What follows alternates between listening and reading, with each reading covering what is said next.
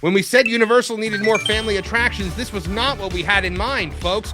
Universal has finally announced what is going to be replacing Hollywood Rip Ride Rocket. No, it's not Back to the Future. No, it's not Ghostbusters. It is Fast and the Furious.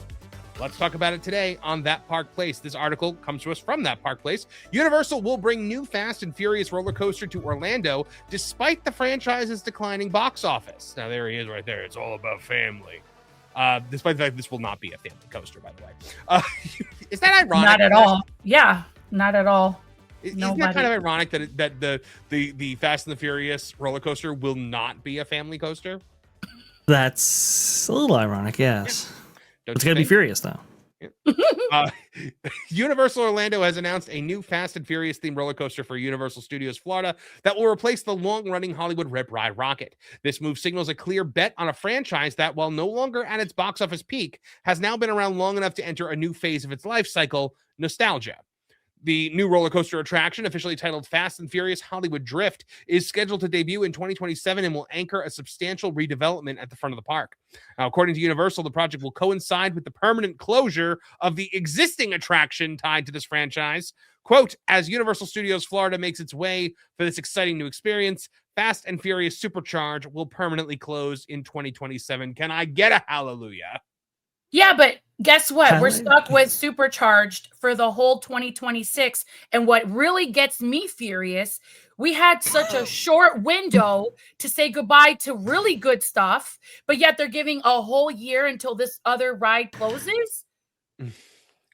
Well, that's not okay. That's not okay with me. Yeah, I'm with you on that. There's a lot about this announcement that I don't like. So we're going to play devil's advocate with it, though. From a purely experiential standpoint, the decision does make sense because Fast and the Furious is built on speed, movement, and spectacle, which are qualities that do translate naturally to a high-thrill roller coaster. And unlike newer franchises that may burn hot and fade quickly, Fast and the Furious has now been a part of pop culture for more than 2 decades. So for many guests, especially millennials and older Gen Zs, the brand carries genuine nostalgia. But where the decision, Vash, becomes more complicated is when it's viewed through the lens of long-term brand strategy. Right. So first of all, this is the same coaster we're getting in Hollywood. Yeah, with some differences, but effectively, yes. Yes. So we're getting the Fast and Furious coaster in both Hollywood and Orlando. Hollywood's going to be opening sooner, but the big issue here is the Fast and Furious film series is not an unstoppable box office juggernaut anymore. Recent entries have faced rising production costs and diminishing theatrical returns, prompting Universal to signal that they are taking a more restrained approach to future installments. They can't even get the next movie made because they're trying to cut the budget so much. Yep. Yes, that's very true. That's very true. Straight to streaming. It'll go straight to streaming. Vash, your thoughts on this one? It's the Fast and Furious franchise, especially in the parks itself, has had a very tumultuous history. That's no question. That's for sure. Now, while I think a coaster, bearing the Fast and Furious IP or franchise is finally living up to that kind of Fast and Furious nature of the franchise, it is a little bit late in the game, right? If this made its debut maybe around, I don't know, the 5th film or 6th film or 7th film, maybe we'd be looking at this very, very differently. But we are now long removed from the last film, which, from what I understand, didn't make its money back. So it's a little bit disappointing for sure, and yet we're going to live with this incarnation of this franchise for what? Maybe 10, 20, 30, 40 years? It's a little bit long there, right? However, I do think that I look at this almost like Waterworld over at Universal Studios Hollywood, right? That attraction has way outlived that movie, and that movie was a box office bomb, and yet that theater still packed every single day for almost every single performance that entertainment venue has a show in it. So it is obviously still popular with guests, and it really underscores the fact that execution is more important than IP. In this case, though, it is kind of disappointing because we did hear about franchises that could have been in this spot and using this same kind of drifting technology, like Ghostbusters. We had heard rumors about Back to the Future, and we had heard rumors about Ghostbusters. Yeah, and so it's like when you look at those franchises, it's like, oh, those are like way better than Fast and Furious. And I will say, look, there's 2 schools of thought on this. One is it's like Fast and Furious, really? Like, I don't know. But then there's the other thing, like, well, at least this kind of these franchises could be used in different venues with different experiences. I think Alicia Stella put it best, where she said, "Look, when I think about Ghostbusters or Back to the Future, incorporating them as part of a roller coaster would be low on my list when it comes to the utilization of those franchises. And so there's still a chance that we could get maybe dark rides or some other venue for which they could go in. Now, I will say, unfortunately, I did get confirmation recently that there was a rumor that Supercharged might actually be replaced by Back to the Future. Very interesting. Unfortunately, that will not be the case. I don't know if I can say any more on that, but yeah, that was a little bit disappointing for sure. So 2 things of bad news right there. And yeah, I do agree with MJ. It's like, just take Supercharged down. Nobody really cares for it. And for whatever replacement that you have in mind, you just start working on it now instead of waiting later. MJ, with Supercharged, we typically talk about theme park attractions being there for 10, 20, 30 years. Supercharged will be what, 10 years and it's gone? That's a pretty short window for a theme park attraction, isn't it? Very true. Very, very true. I was actually talking, I forgot who it was the other day. Was it you, Vash? The idea of you know how we have an Epic Universe, the dark universe, and then there's Monsters Unchained. So they're giving us. So I was thinking, they could have done something a lot better. I'm thinking about the building where Supercharged is, like a dark ride that has like the Universal classic monsters and a little bit of the classic, like a little Jaws, a little Back to the Future, maybe some of these, just the classic films. Give us a little, like a not a great movie ride, but something in that sense. That would be so amazing if they could put something like that together in the place of Supercharged. I actually had high hopes for this coaster that's taking place of Rip Ride Rocket to be like a all-star movies type of thing, like, I don't know. This really irks me. And then you're going to see it when you come in and it's called the Hollywood Drift. I know this section in Universal Studios is Hollywood, correct? Am I It's actually and the ride it's replacing is Hollywood Rip Ride Rocket. That's true. Okay. I guess you do go through New York facades, and there was a trademark filed for Fast and the Furious New York Drift, which is very interesting, but they went with the Hollywood Drift instead, and that's probably a reuse of assets, marketing material, and so forth. That's why they're doing that, which is a little bit disappointing as well, because Hollywood was really looking forward to this, and I think it will be, like, Hollywood's version of this will be fantastic. It will have that kind of hill, sort of a mountain type terrain coaster type feel to it, which is going to be very distinctly different from this one. But this one here will feature a 17-story spike, which was cut actually from Hollywood's version. So that's very, very interesting.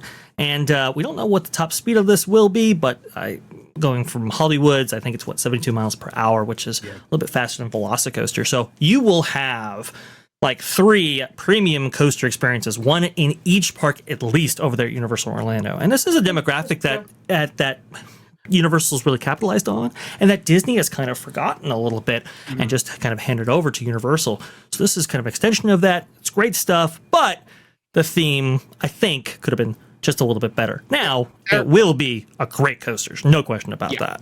Yeah. And Erica, my question to you is, do you think the theming matters so much with a coaster like this? I mean, Rip Ride Rocket did not have, an IP that it was attached to. Do you think that for coaster enthusiasts, it matters what the theme is, or do you think it just matters that it's a thrilling roller coaster? Right. Yeah. It's all about the coaster, what it can do, the thrills, the biggest, the fastest. It's more about that than it is theming. So, kudos to them on engaging with the coaster fans. They're going to make money on it. The lines are going to be long. People are going to show up. But I hope Universal doesn't get too caught up in this copy and paste culture. And I would like to see Universal go more into what's going to work for each park for its unique identity and theming, while also keeping in mind the family unit, which is something they need to tap into a little more. I'm all for the cute little park in Texas that they're, creating for little kids, but they really need to bring more of those elements into the Florida parks to really check off all of the family unit, from the infant to the nursing infant and nursing mother, all the way up to the adult. Right. So, okay, you're doing it this one time, the copy and paste. Please let it only be just this one time, because I mean, it's a us thing they have done in families the and past, little right? ones, Mhm. we need more for the little ones, and not every little one can go even on a family coaster. Right. True. Right. Yeah, it is.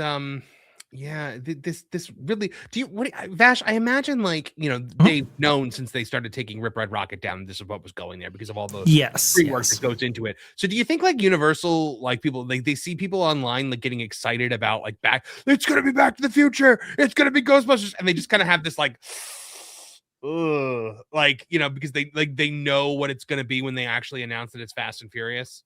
I think a little bit, but they also kind of play into it just a bit, right? Because like the teaser for this, when they were, it was before the announcement, right? I think they put out like a little video or a little GIF or whatever, a little graphic that had the speedometer, right? And it was like, coming, the date, and then they actually announced formally this attraction right there, and people were saying, "Oh, look, it's going up to 88. It's got to be Back to the Future," and it's like, that's got to be intentional, like a little bit right there. Like, that's a bold strategy, Cotton. Like, that you were just asking for, like, you figured you'd come out and be like, guys, it's not Back to the Future. Like, don't get it. Like that, because now everybody's like, everybody's to be ticked. fair, Erica, I forgot about this section in Universal Studios.